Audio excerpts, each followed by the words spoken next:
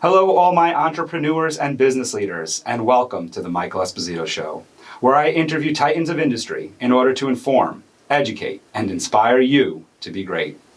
My guest today will change your life. She has overcome unthinkable circumstances, all while building her own strength and courage to carry on. She comes from a long line of entrepreneurs and today helps business leaders and entrepreneurs achieve their wildest dreams through one-to-one coaching, group coaching, and other programs in her coaching business, Master of One Coaching. She's my business coach and friend. Please welcome Merritt Minnemeyer. Hello, what an introduction, my goodness. Welcome, Merritt. Thank you, I'm so happy to be here. I'm so happy to have you on the show. This has been a long time coming. As you can imagine, as I told you already in the pre-show, that I brought you up a lot during this show, during multiple episodes. So for our listeners, if you go back to my second episode, A Trivium Point, Merritt Minnemeyer's got her stamp all over that episode. My goodness. I just also had one with Heather Howley that I mentioned to you earlier, and she was talking about her business coach, and I couldn't wait to bring up Merritt. And a lot of that is because in my opening there, it's so true, especially for me, in that by meeting you over the course of the past, 5 or 6 years that we've known each other, getting to know you on a personal level and then engaging with you as coach and I guess mentee, I guess is what I am, right? And student, I've actually been able to accomplish things that I thought were dreams, that I thought, cool, I want a podcast one day, I want to own a business one day, and, that'll happen, but never really having a true plan or a true vision for what it looks like and to see it happen. And I remember this moment vividly, and I know I've told it to you before. We were at a ribbon cutting at One Epic Place in New Paltz, and I was telling you, I want to have a podcast, and you said, so what's stopping you? And I was like, well, I'm working through some things. I was giving you a whole bunch of excuses, and you said, so what's stopping you? I don't know if that's exactly what you said every time, but that's what plays in my mind. And I said, well, I'm working through the technology and this recorder that I'm working with, and you said, so what's stopping you? And although you didn't say it exactly like that to me, you led me to start the process of what it could be. And from there, I was able to start the Shining Light podcast, which I had you on as one of my first guests, which we got to go through your journey. And so today, what I'd like for our listeners to hear is your journey through the world of Merritt. Oh boy. But you have a wonderful... It's a colorful world, the world of Merritt. It is a colorful world, and there's a lot of things that you and I share in common. So I would love for you to start wherever you'd like to start from, but you do come from a long line of entrepreneurs and going all the way back to your great-granddaddy. Yeah, it's true. It's true. Well, so my great-grandfather on my mother's side was a tent revival preacher. Which is where I think I actually got the performance genes from. Right. And I cannot speak one way or another on the authenticity of his practices. I don't know. I've only heard some stories. And then you're right, my grandfather grew up as a kind of a genius prodigy kid. And so people would come to my great-grandfather's tent revival events in the Midwest. And my grandfather at the age of 10 or little kid they would shout out Bible verses to him and he'd be able to recall them sight on. He had them all in his head, and so he was kind of this little prodigy performer preacher kid, and that's the grandfather that grew up to be you said titan of industry before, and he was definitely one of those. He was a self-made multi-millionaire. He created many businesses. He had some incredible experiences. He started up on the assembly line of creating aircraft during the war, and actually had told a story once about having lunch with Howard Hughes in that industry, and then worked his way up basically to owning that company and then selling it and then buying other companies and then selling them and then coming and being a fixer for a while, and eventually started his own company, Stevens International, which was a publicly traded company, and in the 80s, I believe that's when that happened. And I remember getting stock certificates in my Christmas stocking. That was a thing. And we traveled all over the world going to trade shows, print shows. So the company was building and delivering and maintaining printing and currency presses. So we actually made money. I love that. Yeah. And we had our presses in the Bank of England, and there was some discussion of Russia. I'm not really sure what happened there, but that was in the 80s and 90s. So there's a lot of imagination that can go into that. And a few other, government banks, the U.S. Actually, we had a press or two with the U.S. government. And we also did things like cereal boxes, and I say we, I mean the company did that. I was one peripherally involved, but I did go to board meetings regularly as a little kid, and I would run around the office. And my grandfather and my uncle were the CEO and founder and president, and so I was absorbing it through osmosis from a very young age. My whole family and that side of the family was involved in the business in some way, and my cousins still run it today, and it's more of a service business now, but.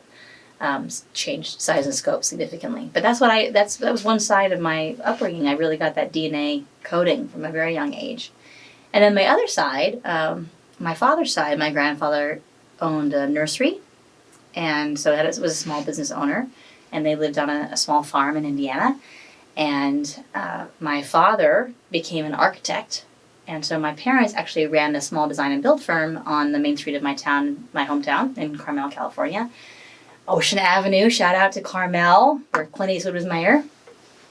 And so I joke that I grew up in a sawdust pile instead of a sandbox because I was always on the job sites. I loved it. I loved being on the job site. I love that smell of sawdust. It's like my favorite smell in the world. Like it really brings out the experience, the memories of new, right, and exciting and creativity and what's coming next.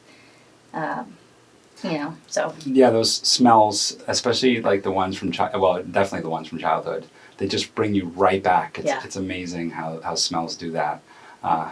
Those senses, right? Yeah. I want to stay on, I believe it's your great-grandfather, the printing press, right? My grandfather. Grandfather. Mm-hmm.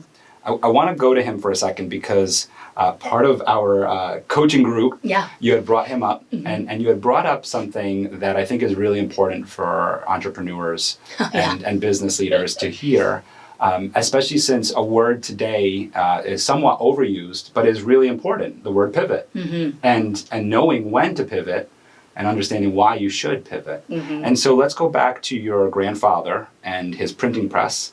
And he's literally printing money, mm-hmm. and he's a publicly traded company, mm-hmm. and he is crushing it mm-hmm. in the 90s. Mm-hmm. And then... Yeah, so I tell this story because I have my own version of it from my perspective, sure. Right? And I was not in the business altogether. Right. Like I said, my uncle, my mom, my cousins, they were all in, and there's a lot of people who worked with the company. So my observation of what happened, and based on what I saw, what I gleaned from the stories, and just kind of what I have synthesized over the years is they decided not to take certain roads that could have led them to a whole new set of opportunities. Mm-hmm. And what they decided to do, my grandfather really decided to do instead of that, was to double down on the industry where they were thriving in the moment. Mm-hmm. And I want to. Sometimes I can be, when I'm telling the story, I can get a little flippant because I want to be careful is what I'm saying, because sure. I don't want to dishonor what they did, right. And I wasn't there in the rooms making the decisions. But I do. What I recognize is that they could have gone through, diving in through desktop publishing, right? Or when debit cards became a thing, it was sort of. Seen as like, oh, well, we're not really sure if this is a fad or if this is something that's just a trendy thing that's going to phase out. And I found myself using debit cards instead of cash. Right. And I'm like, oh, oops. Right. Like, am I biting the hand that feeds me here, right? So my grandfather, he, doing his level best to save and support the people who worked for him, he put a ton of his own personal resources into the business. And ultimately didn't work out so well. He put a ton of resources into the business to keep it the same. Correct. Rather than change. That's correct. Right. That's correct. To change with the times. Yeah. I bring this up not to not to take away from any of the amazing things that your grandfather did, but in our coaching, I felt like there was a lesson in here for me, for anybody who's listening. Obviously, there's a lesson here about pivoting and everything. Yeah. But then we also, in all the books that I've read and everything, when companies get so big, they lose that flexibility. Yeah. And so when you were telling the story in our group, I was listening to it and I was thinking about that, how you had said, publicly traded company, and today you talked multimillionaire. So obviously there's a lot of money and there's so much invested in things. And so it's really hard to just change course. Yeah. And, well, go ahead. Well, what I want to ask you about that is because, we talk about energy leadership, that's what you teach, that's what you train, but you also are very open-minded to all sorts of other things. I don't want to just limit to that. I was wondering, how would you have approached this situation as your grandfather's coach? Yeah. And I think about that all the time. And it's a lot of what drives me in my work today, not just my grandfather, but also my father, and in the business that he and my mother built and then ultimately sort of crumbled with him. So a lot of the reason that I do what I do, and also going through my career of 20 plus years in nonprofits and seeing this over and over again too, this idea of founder syndrome, which is basically, it's the business that is predicated and focused on the personality of the founder, and which can be an amazing thing. The founder is dynamic and engaging and inspiring, and people, right? We need the leaders of these organizations to be those things, charismatic, so that we believe in what they do and we want to follow them in a way that is dedicated and loyal, but not blind. Mm-hmm. And founders can too become blind to their own charisma and their own belief system. And we become, we buy into our own BS, for lack of a better way of putting it. So if we don't surround ourselves, when we put ourselves in an echo chamber of people who are just saying, yes, you're awesome, yes, you're awesome, yes, you're awesome, and we don't have people on our team going, wait a minute, hang on, who are providing those counterpoints to what we think is right, it becomes very dangerous because we close ourselves off to other possibilities. Right. And it's a fine line of following your gut and really trusting your intuition, and also going, okay, where's my ego getting in the way? Or where's my fear getting in the way? And who on my team do I really, and team can be the people who you employ. It could also be people like a coach or a mentor or a board or whatever, or thought partners, they're outside of your organization. Other people who are in similar positions saying, hey, you might want to think about this because even though you might believe that you're right here, what else could be true? Right. I like what else could be true. And I think we see that with a lot of different leaders where they don't have the person kind of checking in with them. And I think that it's really important. I don't know what the solution is for every founder. For me, obviously, it's hiring somebody like you to where it helps me, one, see the vision. I talk so much about that, about seeing the vision and then taking action on the vision. But I think on the other side of that, we haven't gotten there yet, thankfully. But if I was going down a road where maybe you saw, hey, Michael, maybe you want to ask some questions here. And actually, we do talk about that sometimes, about certain things. Yeah. We do bring that up. So you also mentioned the other day about somebody on your team who called you out on something where you said, hey, I really want this thing to be this part of my culture and my organization. Oh, right, integrity. Yeah, yes. Integrity. And I don't want to divulge too much of the details, but you had someone in your team say, hey, wait a minute, Michael, you talk about integrity, like this is really in our integrity. You went, oh, right. Right. And that's the beauty of a really sound culture, is like your team is empowered to call you out, just like you need to call them, right? So if there's you were in a matrix of true culture as opposed to just being an echo chamber of the charisma that is you, Michael.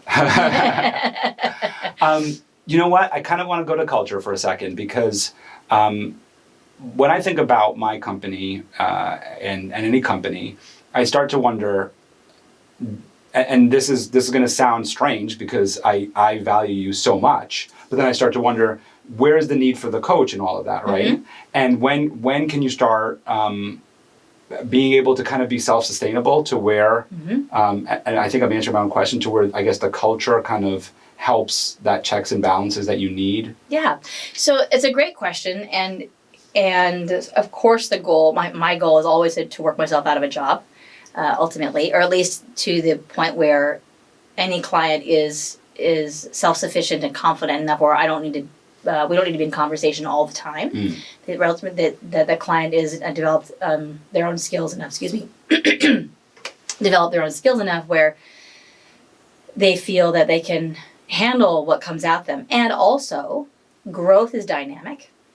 And change is dynamic, and sometimes things come through or come across our desk that are like, wait a minute, that's not something I've considered before. Okay, I need to put that into my cauldron of stuff that I deal with, and I'm not sure this new ingredient is something I don't really know how to handle. So it's a beautiful thing from my position to be able to say, all right, amazing, awesome CEO and founder client, go and do your thing and fly. And if you ever need to touch base with me, come back. I'm always here. So I don't ever cut myself, unless, I shouldn't say ever. There are very few occasions when I've cut myself off from a coaching relationship, because most of the time I want to be a resource for as much as I can, as long as I can. Yeah, so a good place for a business to end up is to where they build a culture that can support the vision, the CEO's vision, and be able to kind of take off from there, and then always have someone like you in the wings to solve some problems for them. I'll say one more thing about that, which is that part of this paradigm shift of emphasis on culture, where it has not been for so long, is we're seeing more and more companies who are having monthly check-in meetings about their culture. So again, that could be a little bit of an echo chamber if we're not careful,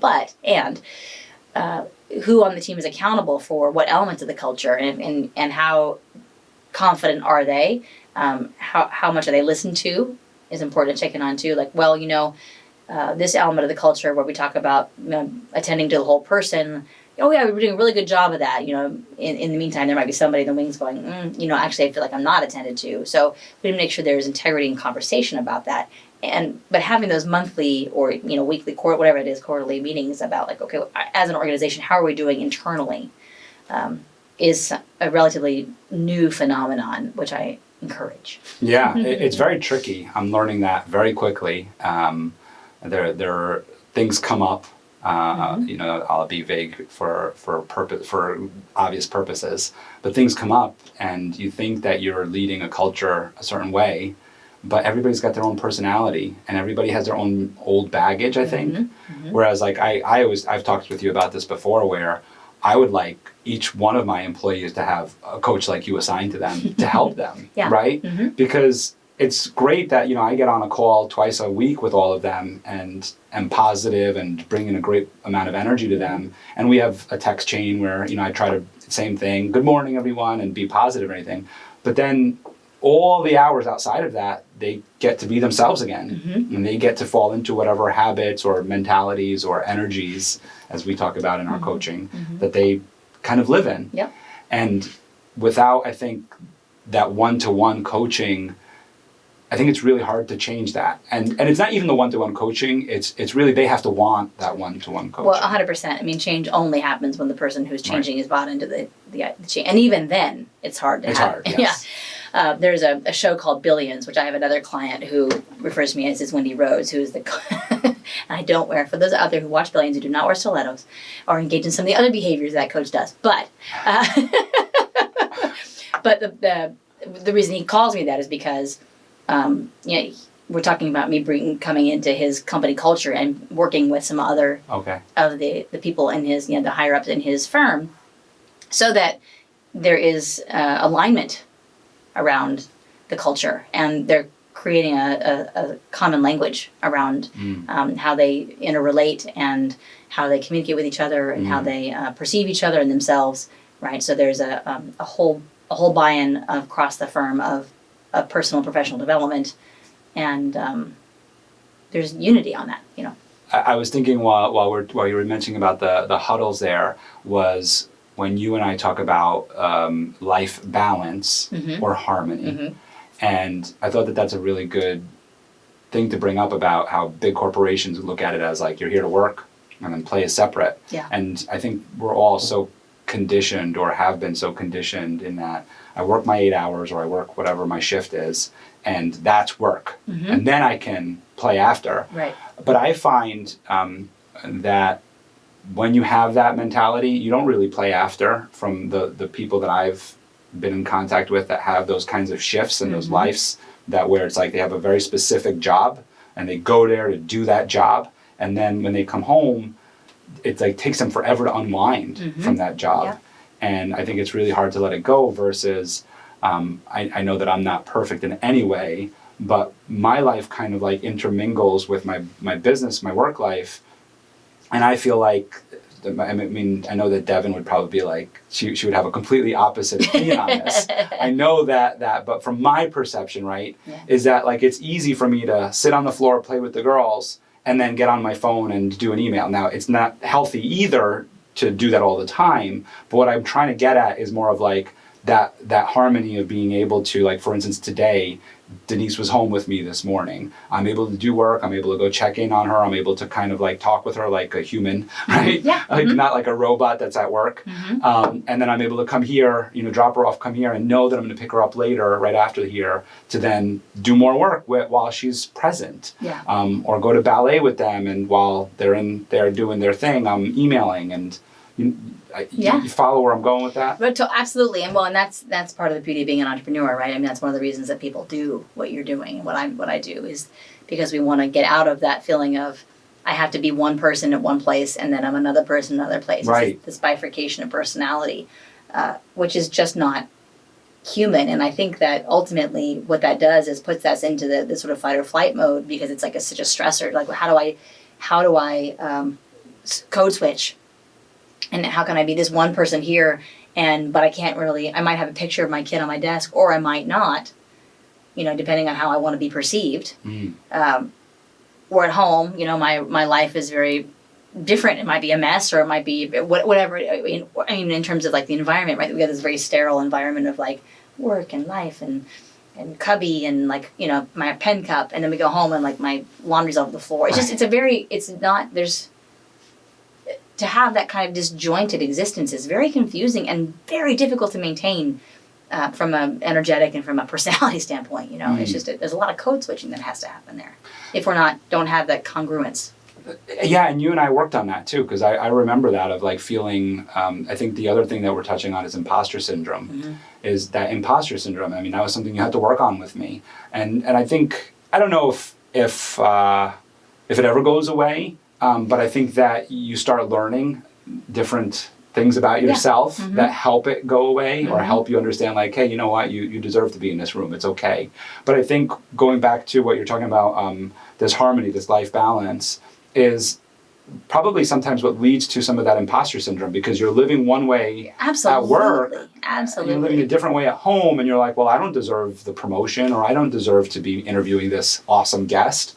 And it's because you're living a different way at home. But when you level up at home, and leveling up at work just becomes the same thing, right? Yeah, it's interesting. My perspective on this is specific about performance. I use the word performance a lot. When I was coming up as a little kid, I was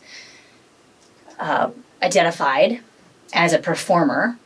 And so that became who I was. I was a performer. And I was accused several years ago.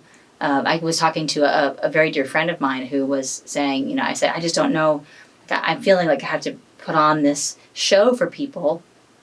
And then I come home and I fall apart. And he said, well, stop performing. And I was like, I literally did not know what he meant. Because I was so accustomed to that thing of everything's great, everything's fine, I'm awesome, I'm strong, I'm fantastic, everything's going to be great, and putting on this front. And then going home and feeling like a shell of a person. And I was really offended when he said that, because I was like, what do you mean about not being honest? And I'm not, and he didn't mean it to be offensive. What he meant was stop putting yourself through this ringer of performance. And it really shook me, because I was 35 when he said this, or 36. So I spent my whole life performing, keeping up a facade, and not doing it because I was trying to pull the wool over anybody's eyes, but just because I was, in an environment, in a culture which was very, put a lot of value on high performance.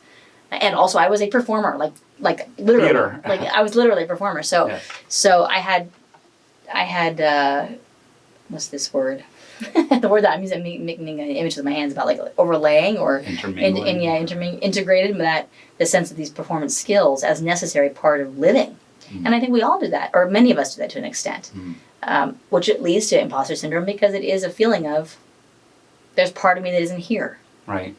And it's If they only knew what was happening, if I only knew that my laundry was on the floor, if they only knew that my kids were screaming this morning, if they only knew that I'm driving a car that I'm not proud of, or they only knew that I only had X amount of dollars in the bank account, right? But I have to pretend that that's not true, as opposed to saying, hey, you know what? I'm a mess, and I'm still here, and it's cool. Yeah, and how freeing it is to be able to do that. And then once you shed that, then it's like, it's done. Yeah. Like, you don't need to do it again. It's so scary to do it, but once you do it, it's like, oh my gosh. So there's a few things there. One is we go back to how you have that person that you were able to check in with. That wasn't the yes ma'am, yes Merritt. Everything's wonderful, yes Merritt. For sure he was. Maybe not always welcome, but definitely he was. Yeah. Maybe not, yeah. And there's different ways of doing that. And I think that's part of your coaching program with the Energy Leadership is there's different ways of approaching. And I think that sometimes, I watch this show on F1 racing. And it's a great show for me because one, I love cars, but it has that leadership piece to it of like you have these you talk about performers, right? You have these great athletes out on the track, and then you have their coaches who are watching this who also have to like check in with these guys whose egos are just through the roof.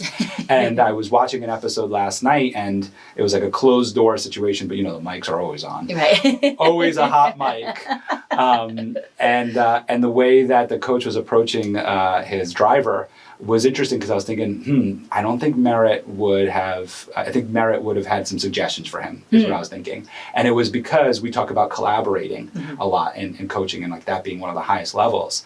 And it was, you have this ego, right? This driver who they have to have a tremendous ego. Of course, they could check it and all that, but they got to, right? They got to think they're the best because if they don't, they're going to die. Yeah, right. Right?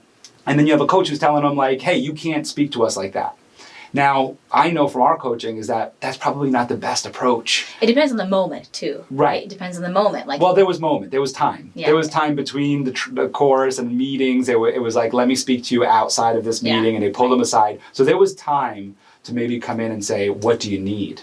How can we make this a better situation? How can we talk about things like collaborate, right? Which is what we talk a lot about. So having that person to check in and maybe help you see some of that. You bring up your story, and I think your story is so important to share. One, you also speak about it a lot. It's on your website, so you go to masterofonecoaching.com and you can learn more about Merritt there. But I remember when I first interviewed you on A Shining Light and you shared this story. I had no idea about any of this. Oh, really? I had no idea. Oh, gosh. That was the first time you heard that? The first time I heard it. And I was like blown away by it. And part of why I think it's so important for our audience to hear as entrepreneurs, business leaders, wherever they are in their journey, is that we can all overcome tremendous challenges. And you're not alone. And like what you just said there about being 35 years old and realizing you need to change, you're never too young or too old to change. And there's nothing that has happened in your life that hasn't happened to somebody else's that has changed. Yeah, right. And so let's go back to performer Merritt. And I know that you were a performer in the theater, and maybe it was during those days, but tell us about that performance that you had and then going into that journey of fostering children and adopting them and then raising them and that journey that you went through there and then discovering yourself in all of that. Yeah, so yes, okay, so I'll start just briefly. I mentioned the performing piece. So I did start performing when I was about 3. And doing dance, and then that slowly turned into acting and singing, and I became valued and known for that. That was the thing that I did, right? We all have our kind of identities that we put on in school, and that was mine. I was the class clown. There you go. as all of you can imagine. And I followed that into college. So I grew up in Carmel, California. I moved to New York City to pursue my Bachelor's of Fine Arts in Acting, which I completed in 3 years. People say about that, oh my goodness, you must have been so amazing and so brilliant. And I was like, no, I just wanted to get the heck out of there because I was like NYU. At NYU. I just was so driven to go and do something in the world, and I had I was very reactive. I was a very, very reactive young adult and adolescent and young adult.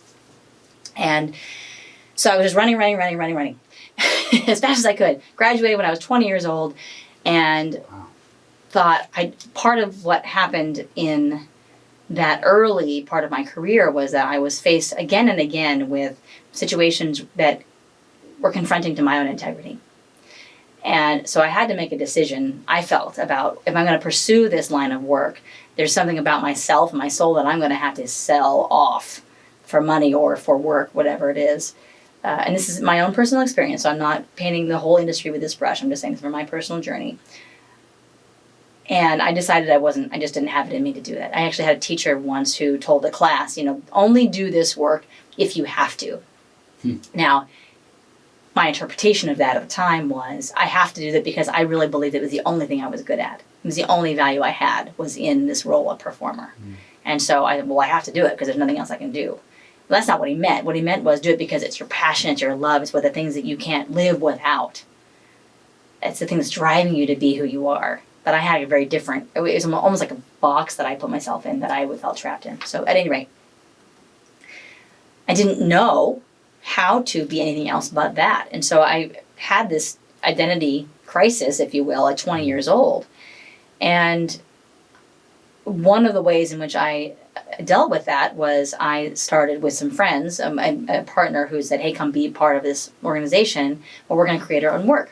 So right away, there you are, there's an entrepreneurial piece, which I didn't even recognize at the time as that such, but I was like, I just knew that I didn't want to beg anybody, that was my word, beg anybody else for work. It's like, I'm going to create my own thing. So 21 years old, here I am starting a production company with a couple of friends in New York, multimedia production company. We did theater, small theater pieces, we did theater and film festivals, which were very popular and very successful in their own scope. And we also, that company did TV, we did industrials, we did music videos, and we did a web series. And so I was very active in that organization for a long time, and was, sort of thought maybe that was going to be my career as a producer-director type in that role.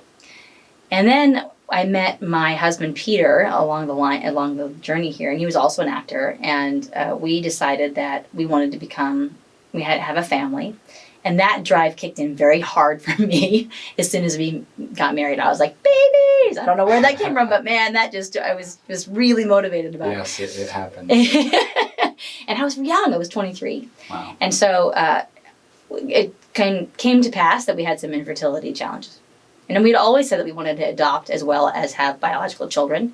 And we spent about 5 years in the infertility cycles. For those of you out there who have been through that, it's extremely draining, financially draining, emotionally draining. It's very difficult on the relationship. It's very painful, physically painful. And also we have some ridiculous stories about it too that were pretty funny, but the whole thing is just bizarre. And I won't go into the whole story about how we got to the adoption place, but suffice it to say for that moment when we finally got to the place we were ready to adopt, we were able to welcome a beautiful bouncing baby boy through an agency. We were connected with his birth mother. Shout out to Nicole. She is like I would always call her my little sister. She's not little anymore. She's in her 30s, but she was young at the time. She was 16. And we got to be in the room when he was born and with her whole family. And it was just, it continues to be a beautiful, beautiful relationship. He actually was the ring bearer at her wedding last October. And so he was 16 when he was the ring bearer. She was 16 when he was born. It was like this very cool full circle moment. And he's also very tall. So he's like, the pictures are funny because he towers over her. She's tiny. Okay, so there's that piece of the story. And then from there, we decided to expand the family. And we became foster parents. And welcomed Javon and Savon into our family. They were 13 months old. They had a failure to thrive diagnosis. They were very small. They were 13 and 17 pounds at 13 months old. They were not babbling or making eye contact or even able to sit up. One of them was kind of the commando crawl, but not really. One of them was not even keeping food down. Horrific asthma and eczema on one of them that we were 24-hour care for that. And slowly they began to come out of their physical crisis mode and emerge these incredible, brilliant little souls. And so we fostered them and got into the process to adopt them. And about a year into that process, right after they became freed to be adopted, my husband Peter was diagnosed with terminal brain cancer. And so that was a blow, for sure. And for a while, we weren't really sure what the outcome was going to be. He looked like he might be an outlier. He looked like it might have a different turn. That we had very, very kind of roller coaster experience there, all the while being in this foster care situation, trying to adopt. So having a lot of people, a lot of eyes on us. And also the family his family is a fairly well-known family in the area where we lived. And so there was just a lot of community support, which was awesome, but it was also a lot of public-facing stuff where we were just known in a lot of places. And it became very tricky to be authentic, I'll say that. Hence that performance piece came in. So fast forward a year into his treatment and actually about 13 months into his treatment, and we're just about ready to adopt the children. We have an adoption date, and he passes away. April 15th of 2012. And the night he died, I was sitting on the cold linoleum floor of my sister-in-law's house where he had collapsed for the last time earlier that day. And I was sitting on the floor there, and I had my phone in my hand, and it was 2 a.m, and I had just gotten an email from the good people at Units. For those people who are not in New York, that's the organization that does all the organ donations. So I was talking about how he was going to give his eyes to somebody who needed them. And I can't remember all the parts, but there was, he was still giving, even after his physical journey had ended. And I got an email from a colleague who was an energy worker that was helping him through his last year and a half or so. And she had the last words that he ever wrote, which were particularly significant because he lost the ability to communicate mostly the last several weeks of his life. So for an actor, a poet, a singer, a teacher, I think that's when he decided really it wasn't going to work anymore for him. Because if he can't communicate, then he didn't know who he was. And so the email talked about all the things that he wanted for me and for the kids and what he wanted the world to know, and how grateful he was for his time. He was 40 years old. How grateful he was for his time on Earth, and for the time that we had together. And the last words of the email were, choose well, choose wisely, choose love. And when I tell that story, most people hear the words well, wisely, and love. And they think, what a beautiful message. And I heard the word choose. It was the moment at which I finally understood what consciousness was, what that really means. And essentially being at a position of choice in one's life. To shift from the seat of being at the mercy or the whim of what life brings you, and into the seat of, I get to co-create, I get to choose, I get to decide what my life looks like. And that doesn't mean we get to decide everything that comes our way, but it does mean that we get to decide how we're going to show up, how we're going to respond, and we're going to decide what our journey, how we're going to craft our journey, our time here.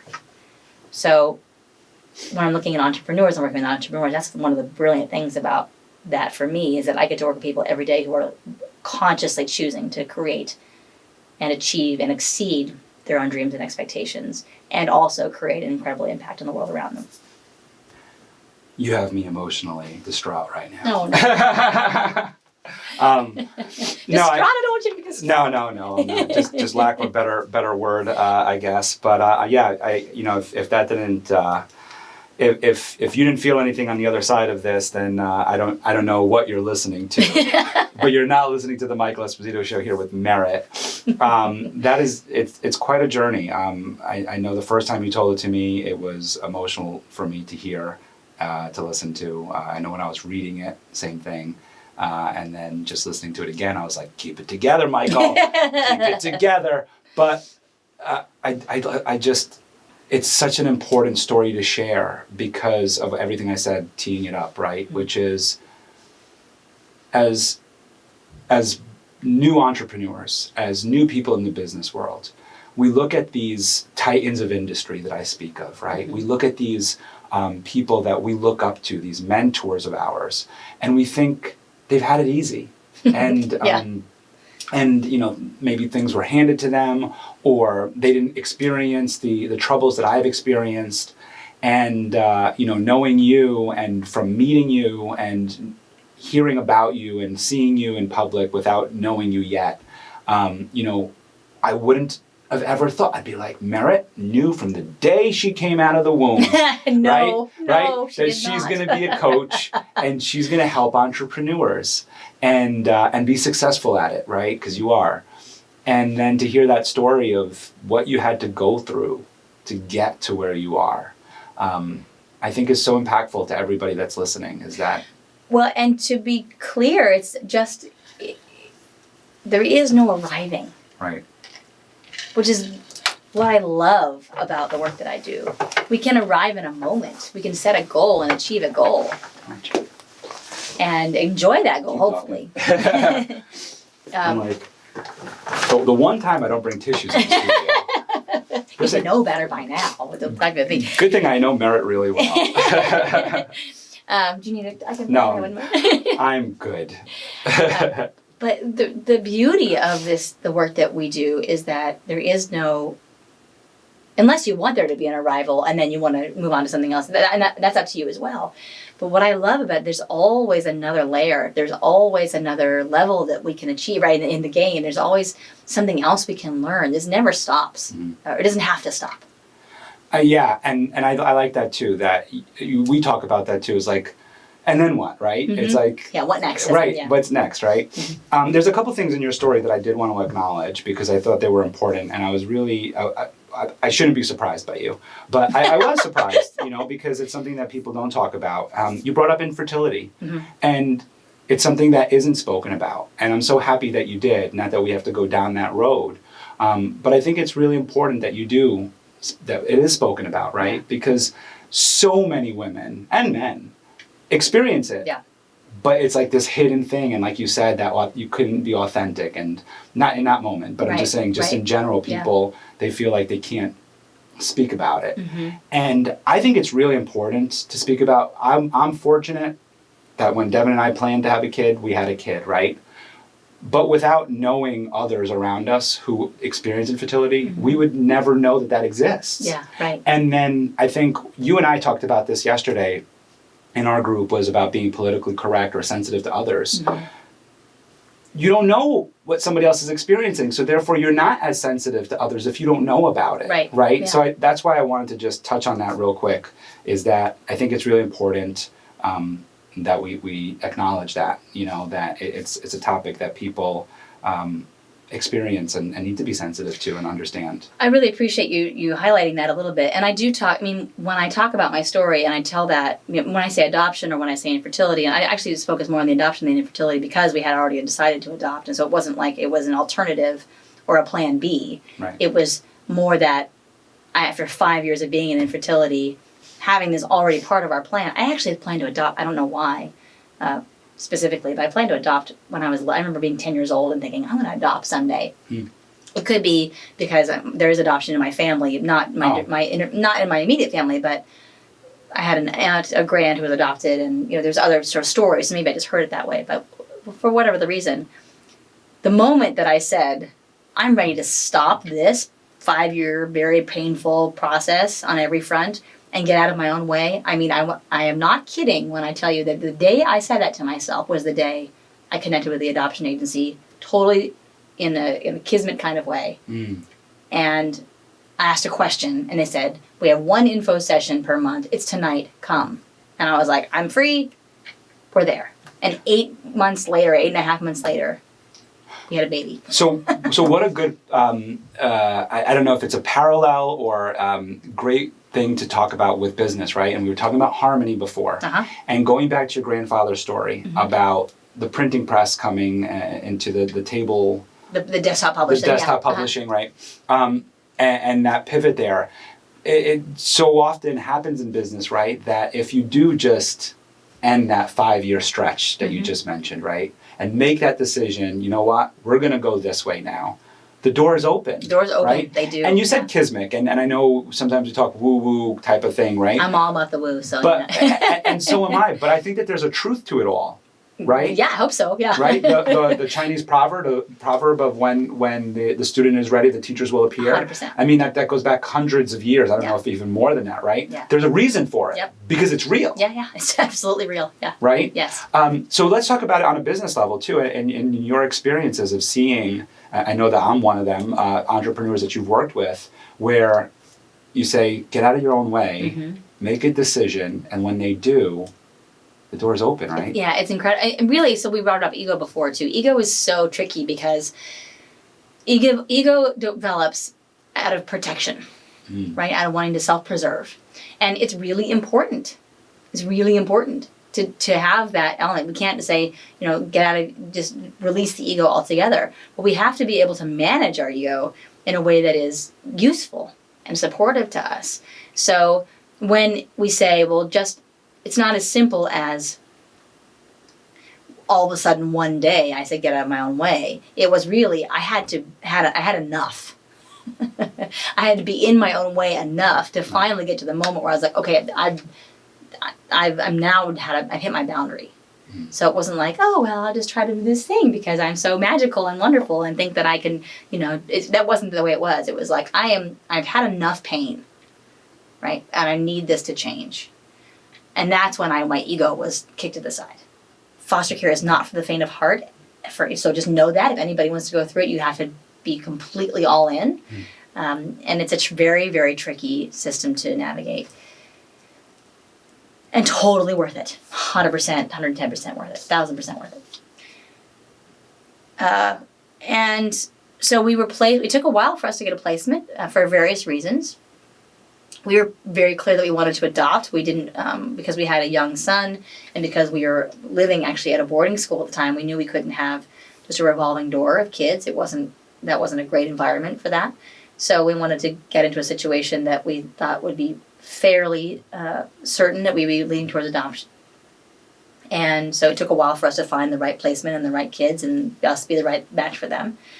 And it was tricky. It was really difficult. What was supposed to be, quote, and kind of easier, end quote, placement ended up not being at all. And then added that layer of Peter getting sick, so that extended the scrutiny and the challenge, and the county asking a lot of questions like, if he dies, are you going to be able to handle it on your own? Like, I don't know. I mean, and the kids had special needs, and so a lot of people questioning me, saying, why do you want to do this? And are you finding out when they had special needs, finding out like, are you sure that they want these kids? And I'm like, it's a fair question. Are you capable? Are you competent? Are you willing and able and ready to take on what it means to parent kids who have these kinds of challenges? And being reactive and not terribly conscious, I was like, there was a lot of expletives that I threw around in my head at these people. Because I was like, these are my babies, don't tell me what to do, basically. And I assume that a lot of those questions that were asked of you were that you asked Tom when you met him? For sure. Oh, yeah. Right. So Tom is my husband now, yeah. And yes, but actually, interestingly enough, Poor Tom. Yeah, now you say poor Tom, but you sound like my mother. Are you ready to take on this family, Tom? Yeah, no, but that's actually the brilliant thing that brought us together is that he actually. So I tell this story because I love the moment I knew that he and I were the right match. A year ago, we met online, and we were going back and forth, and he has his own story, which I won't disclose because I don't have permission to do that publicly. But he has his own story of overcoming a lot of obstacles. And so I said, so what do you think about, dating or hanging out with a woman who's a widow at 35 or 36 or 37, I think I was when we met, and has 3 adopted kids, special needs, and we're a multiracial, multi-ethnic family. And I had 2 dogs and a house that was being revitalized. It was a 200-year-old house. And I'm an actor. And by the way, I'm a recovering actor. And that's a whole other set of psychosis. So, and he says to me, well, I've done the spiritual and emotional math on that, and I think I'm all in. And I was like, spiritual and emotional math. All right. You're speaking my language. Yeah. And so from that moment, not to say that it's been easy or smooth all the time, because it certainly has not, and we've done a ton of work, and we're still doing the work. It just became super clear at that moment that we were at the right moment for each other. So he came in, and the story that we tell is that he wasn't sure. We had been dating a couple weeks, and we were already like, very, very serious. It was clear that we were serious. And he's like, maybe I should come meet the kids. And I was like, I'm not sure, because it's still early, and what if it doesn't go well? And he said, well, how about if I bring a pizza? And I'll come to the door as the pizza man. And they were little at the time, and you can decide based on their reaction, if it's a good idea to invite me in the house or not at that moment. And so he did. He brought a couple of pizzas over, and I said, oh, the pizza man is here. Oh, look, it's my friend Tom, the pizza man. And Jay, who was 5 at the time, looked up to him and said, hi, I'm Jay. And he held his hand, and he said, do you want to see my favorite room in the house? And Tom looked at me with kind of for permission. I said, yeah, sure. And he took him down to the laundry room, because that was his favorite room in the house. Right. And he was in like Flynn. His name is Tom Flynn. In like Flynn at that moment. So that's so funny. I know. Thought you weren't going to make me tear up again. No, that's a fun story. But I think about this. So obviously, these great stories that you share, they again go back to the entrepreneurial journey, I believe, of grit, right? Determination, persistence, all of those words come to mind. Stubbornness. Maybe. Stubbornness. I also think about when you said something that you're passionate about. And so the work that you do, you're very passionate about, but you were really passionate about this family that you were going to create. Yeah. And I think when we think about our business leaders and our entrepreneurs, it's important. So I love this, because we talked about harmony, we talked about work-life balance, and that's you.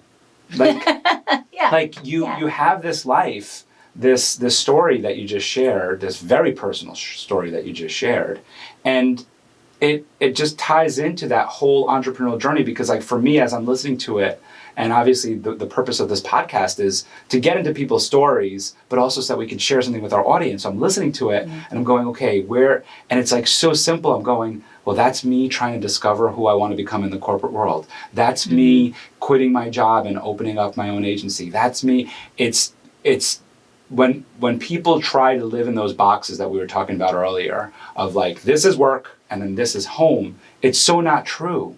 Because everything we do at home and everything we do at work can come together and can be just like interchanged. Your whole story that you just shared, as emotional and heart-wrenching as it could be and amazing as it is and as it's become, is an entrepreneurial story too. Yeah. It's the story of a founder trying to find their existence in the world and going through the hardships of like getting a bank loan or getting denied by a bank or getting fired and then finding somebody else and that company dying off, or there's so many. So it just all comes back to the whole harmony. I'm so happy that you were able to share that story with us, with everybody, and put me through this little torture chamber here for Michael. I would add the word purpose.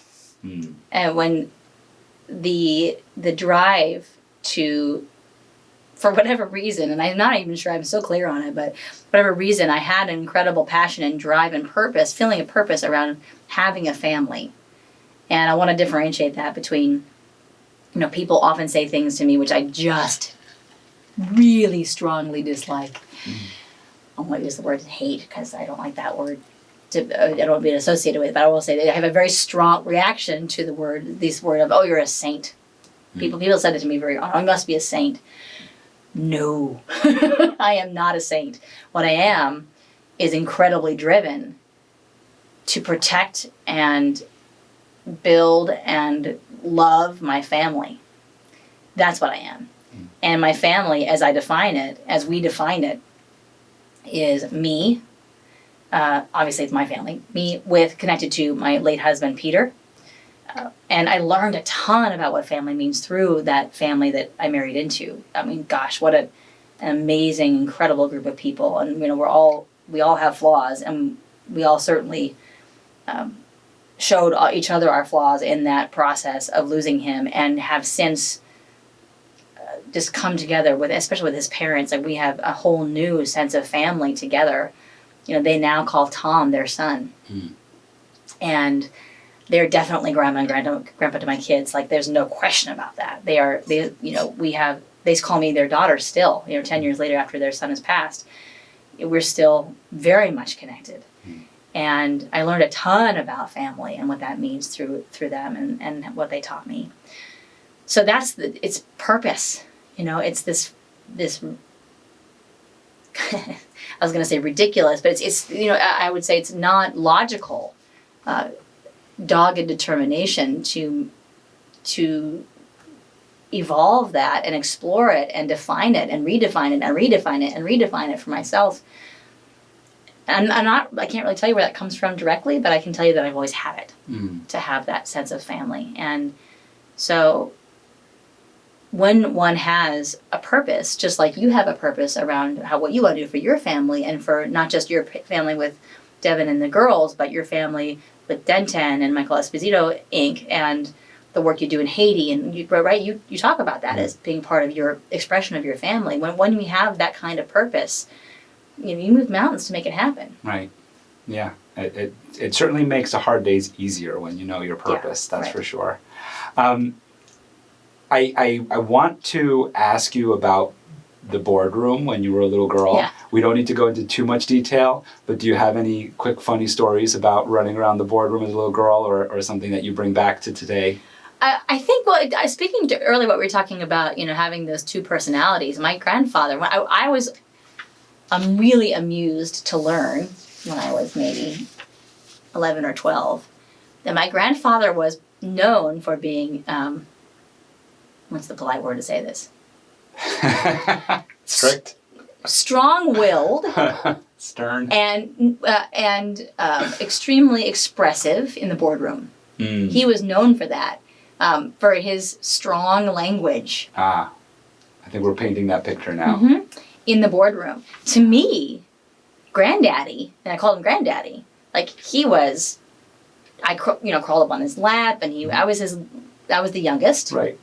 And there's only 3 of us, so 3 grandkids. And so we were very close, and I have this wonderful image that I play over and over again when I think about my grandparents. Like, I'm running down before we had to, safety checks at the airport like this. Being a little girl, I'm meeting them in the airport. We're going on a family trip, and running down the corridor and jumping into his arms, and he'd pick me up and spin me around. Like, that's my granddaddy. Right. And then when I saw him in the boardroom, like, as a CEO, he was like pounding on the desk and swearing, "I'm not going to have it this way." I was like, what? So that was a really interesting bit of learning for me, to see how the different personality traits come out in people. Yeah. And then along those lines, one of my favorite stories about him was, I think he must have been 70, and there was a moment at which the board was questioning his efficacy in his company, and the company holds his name, and that's part of the board's job, is to make sure that the company doesn't go off the rails, right, even if at the expense of the founder. But we went on a family trip to Hawaii, and I want to say he was maybe 70 or 75, and we went parasailing. My grandfather went parasailing, and he took a picture of himself, or they did one of the tourist pictures of him parasailing, and he sent a postcard to each one of the board members saying, "Wish you were here." And it was kind of like this, I'll show you who's not effective, right? Who's not fully in control of his faculties. So it was I love cool. that, yeah. And you also mentioned some stories about how your father, as a entrepreneur, also named his business after you. He did, yeah. My parents named. Talking about having an ego complex. I was the only child of that relationship, and the company was called Merritt Associates. Yeah. And I only ask this because, obviously I named Denton after the girls, and they get to come here sometimes, even though I don't work at iHeart. But they get to come to the studio here and see me work. Sometimes Denise almost was in studio with us today. But they see me work at home, and they see the different things I do, and they're on camera with me a lot of times, sometimes when I'm doing some vlogging or watching me during a speech contest like I did last night, or things like that. So they're a part of that. And I've met them online a couple times. And you've met them. They've come to different, they've of introduced themselves to you on camera, which is also part of this whole cool virtual world we're in. Yeah. So the question I have for you is about that impact on you at that young age, and just prepare me for what I'm in for in the future. I think it was pretty magical, actually. And my parents one thing they did a good job of with me is making sure that I had my feet on the ground. And I think that came from my parents, and my both had Midwestern roots. My father grew up and born and raised in Indiana. My grandparents were my grandfather was from the Midwest, and my grandmother, they both had very humble beginnings. So you mentioned earlier about having successful people having it handed to them. Like, these people did not. There are some pretty heart-wrenching stories that came from their upbringing.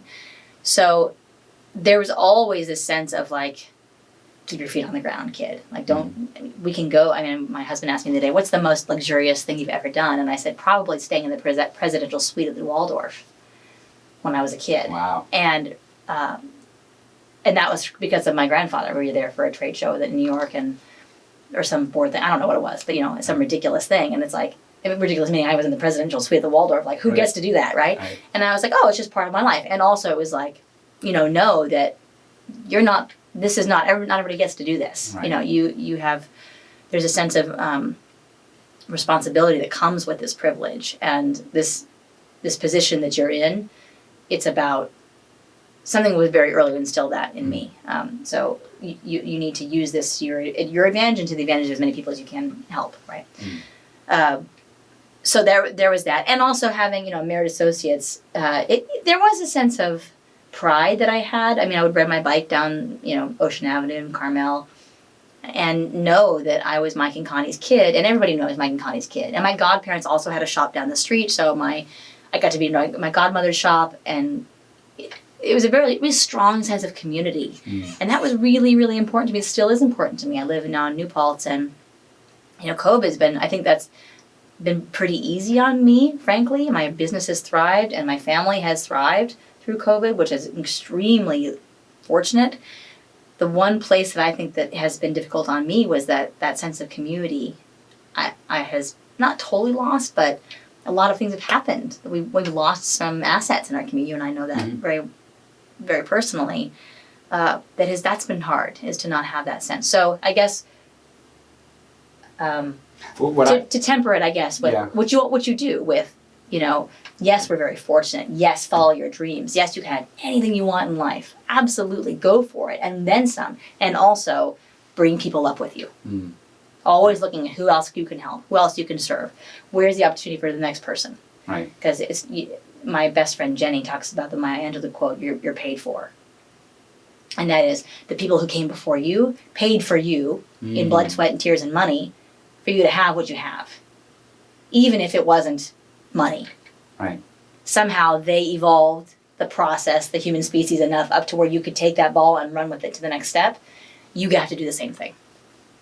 Maya Angelou has so many great quotes. Oh my God. Right? She's so great. I mean, I love her quote, especially as a public speaker. I love her quote about it's not what you say, but how you make people feel. That's right. That's one of my favorite ones that I always. That's energy leadership, by the way, right there. I love that one. Right? Yeah, it is. It is. You definitely made us feel today. That's for sure. Just on your childhood, what I heard and everything that you just shared there, and the person that you are today is a lot of self-awareness. That from a very early age, self-awareness. Yeah, that was a gift that my mother, I think, really gave to me, because, I mean, we sort of joke about the self-help industry in the 80s and 90s, and, God rest his soul, Wayne Dyer, who I just so love, but she had every single Wayne Dyer book. Yes. She had I'm okay, you're okay, like all the things, right? Pathways, I think, was another one. Our shelves were full of those things. We used to watch Wayne Dyer specials on PBS when I was a kid, and that was one of the things that she really, I'm not sure she taught it to me directly in terms of you need to know this, but it was very, very important to her that she had that self-awareness. And so I think I stepped into that role. Yeah. And you bring up Dr. Wayne Dyer, and I didn't watch him growing up or anything like that, but I was introduced to him a couple years ago. And it's interesting, all these people, they bring up they teach us different things and they help us accept certain things. And so for me, when I would have thought about the business world back then, I would never think to bring my kids into it. Mm-hmm. I would never think about, naming it a company after them or having them as involved as they are involved in the company. But I do remember there was one that I would listen to on repeat, and he ends the special with having his daughter Gracie sing Amazing Grace. Mm-hmm. And he says, I'm going to bring her on stage. She's got a wonderful voice, and he introduces her, and she sings Amazing Grace, and it's beautiful, right? And I think it was that moment that I was like, oh, I want to bring my daughters in, because how cool is that? She's sitting front row watching her father give a speech. Now, in a moment, she's probably like in the Waldorf at the President's Suite, like, whoa, what does it matter that I'm in the front row? But it means something. Yeah. And looking back, it means something. And then him bringing her in and having her close out this amazing dialogue that he just had with this audience was so cool, and obviously was an impact on me, because I think that's what helped me or allowed me to bring my daughters into the business, and I hope that they can see it the same way that you see it. Well, I think that also speaks to legacy, right? I mean, when we're looking at the work that we do as entrepreneurs, we're not just looking to, hopefully, I'll say this, the people that I work with are not just looking to make the money, to do the thing, to build a widget, to have the, right? We're looking to create an impact, a positive change in the world. And if that stops with us, well, that doesn't mean much. Right. Right? It's not just about us and the founder. It's about the story that we're telling for generations. Mm. So my grandfather had incredible success, and also, not. And all of that story allows me, in part, to build on his journey, what I learned from him, and help you and help other people, help people who are listening to this, who are my other clients, people I speak to. Is not all for naught just because it didn't end the way he hoped it would. Right. His legacy is his whole story. It's all the pieces. And once we bring our kids in and other community members in, mentees and things like that, then they get to be part of that story and then continue on after us. That's really what legacy is about. I love that you just said that, because it is true. We do see that it doesn't have to be the namesake that gets carried on through the years, but the stories and everything that comes out of it. Very similar to our own stories, right? Our own stories are things that we learn from them. We're not that person that we were, but we learned something from them. Mm-hmm. Something that I always like to ask is about a mantra, but we talked a little bit about your mantra already, about choose love, mm-hmm. and what that means to you. And I love the tattoo, and I love the word choice in there, about making choices, and that we're always, you talk about this, conscious choices, right, and making choices. So I'm gonna switch gears on you about your mantra, since we talked about it, and it is, of course, very special. But you also mentioned someday, in quotation marks, on your website, someday I told myself I would be one of those people who managed to change the world. Someday, ... So are you?